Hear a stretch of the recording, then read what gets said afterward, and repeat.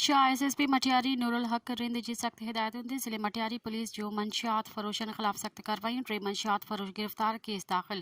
CIA police Matiari गुलजार खोसो खां 200 अदद main पुड़ियों ऐं 1 अदद मोटरसाइकिल बरामद कई। SHO बिदशाह जावेद हयात पवन एक मंशियात जे इल्ज़ाम हेठ अख्तर बोज़दार वटां 220 सफ़ीना ज़ेरुल सोपारियूं बरामद ऐं बाबर राजपूत खां 100 अदद आदाब नशे आवर सोपारियूं छॾे फरार थियण में कामयाब थी वियो।